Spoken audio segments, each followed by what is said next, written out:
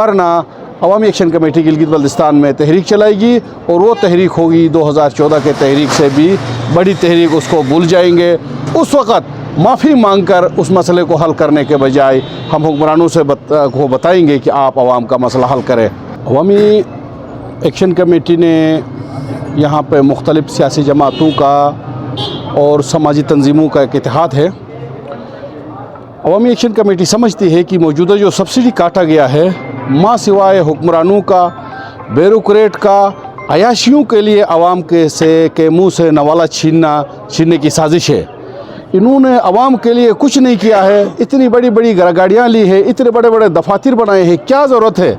अपनी खर्चियाँ कम करने के बजाय इन्होंने जो आवाम को भूख से मारने की कोशिश की गई है, अवामी एक्शन कमेटी इसके सामने खड़ी हो चुकी है और अवामी एक्शन कमेटी ने भरपूर तहरीक शुरू किया है। हम उम्मीद रखते हैं कि आज के इस अजलास के बाद हुकूमत हमें भी इम्तिहान में, अपने आप को भी इम्तिहान में नहीं डालेगी, अपने किए हुए फ़ैसले को वापस करके अपनी खर्चा कम करेगी। अवामी एक्शन कमेटी, मरकज़ी अवामी एक्शन कमेटी ने आज इस मशवरती इजलास रखा था। हालिया जो प्रेस कॉन्फ्रेंस गंदम है उसके सिलसिले में गंदम सब्सिडी की कीमतें जो बढ़ गई हैं, अभी गंदम की कीमतें बढ़नी, उसके साथ साथ हम अपने हुकूक भी मांगेंगे जो हमें शुरू से जो हमारा हुकूक गज़ब हैं उसके साथ मिला के हमने तहरीक चलाना है। अभी मशवरा करना था, 3 डिवीज़न यहाँ पे थे, उनसे राय लेना था हमने तहरीक किस अंदाज में शुरू करना है और किस जगह से शुरू करना। अभी तकरीबन लोगों की राय यहाँ पे है तहरीक हम दियामर से शुरू करेंगे, गेटवे हमारा गेटवे है, तहरीक दियामर से शुरू करेंगे के का, और इंशाल्लाह अभी फ़ाइनल होगा। कल हम दारेल में करें, तंगीर में करें या चलास में करें, ये ऑप्शन आए हैं। तो इंशाल्लाह अभी तहरीक एक गंदम सब्सिडी के लिए नहीं होगी।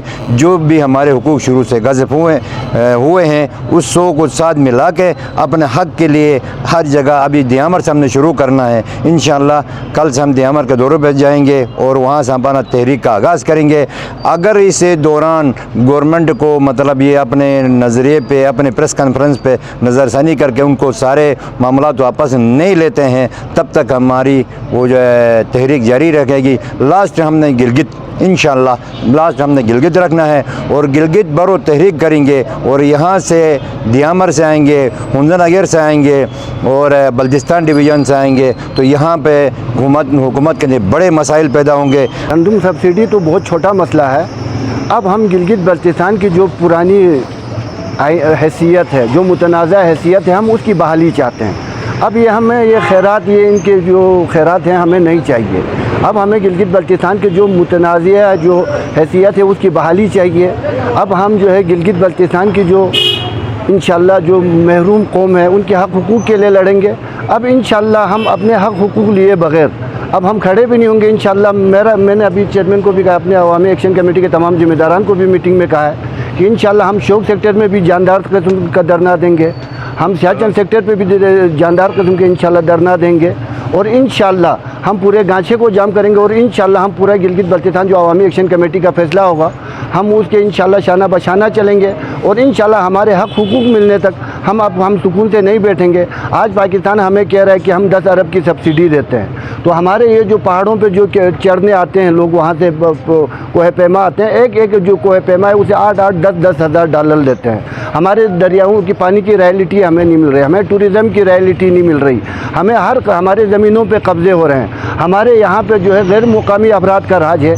इंशाल्लाह इन राजगिरियों को हम ख़त्म करेंगे, इनके जो गैर कानूनी राज है। और गिलगित बल्तिस्तान के जो हक़ हुकूक़ मांगने वाले जो नौजवान हैं उन पर आए दिन 4 शेड्यूल लगाए जा रहे हैं, ATA लगाए जा रहे हैं। अब इन चीज़ों से खौफज़दा होने, अब इन चीज़ों से खौफज़दा जो लोगों में खौफ था वो ख़त्म हो चुका है। अब इंशाल्लाह खौफ की फ़िज़ा ख़त्म हो गया है, मज़ीद हम खौफ की फ़िज़ा ख़त्म करेंगे। अवामी एक्शन कमेटी में जो छोटे मोटे 1-2 जो गलत जो मसाइल हैं इंशाल्लाह उसको भी आज की मीटिंग में हम दूर कर रहे हैं और इंशाल्लाह ये हुकूमत पाकिस्तान भी देखेगी, गिलगित बल्तिस्तान के असम्बली के सहूलतकार भी देखेंगे, आलाकार भी देखेंगे।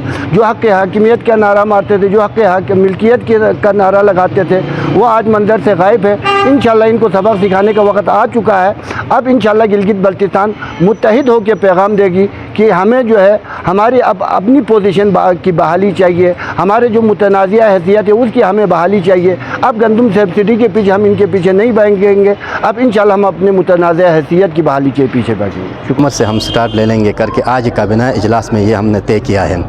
और अभी हमारे हुकूमत वक्त से ये गुजारिश होगा कि अपने फ़ैसले को नज़रसानी करके अगर इस फ़ैसले को वापस करती है, मरकज़ी काबीना से राबिता करके वापस करती है तो ठीक, नहीं तो हम दियामर को जाम कर लेंगे और उस वक्त शदीद रद्द-ओ-अमल आएगा। सिर्फ़ कि सिर्फ गंदम सब्सिडी तक हम नहीं बैठेंगे, हम आइनी हुकूक की तरफ जाएंगे और वहाँ से फिर हम अपने स्टार्टिंग कानून साज असम्बली तक ला के दम लेंगे। उन्होंने मुश्तरका तौर पर यह फैसला किया है कि इस तहरीक का आगाज़ दियामर गेट पे तो वहाँ से स्टार्ट करेंगे, उसके बाद हर ज़िले में जाएंगे और तमाम लोग जब गिलगित में आएंगे तो इस एहतियाजी तहरीक को धरने में बदल देंगे इंशाअल्लाह। आपको पता है कि ये हमारे ऊपर कोई एहसान नहीं है।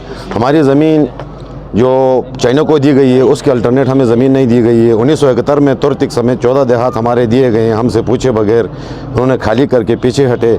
उसके मुकाबले हमें कोई ज़मीन नहीं दी गई है ना। यहाँ हमारे गिलगित बल्तिस्तान से जो इतना बड़ा दरियाए सिंध जाता है उसकी रियलिटी हमें दी जा रही है।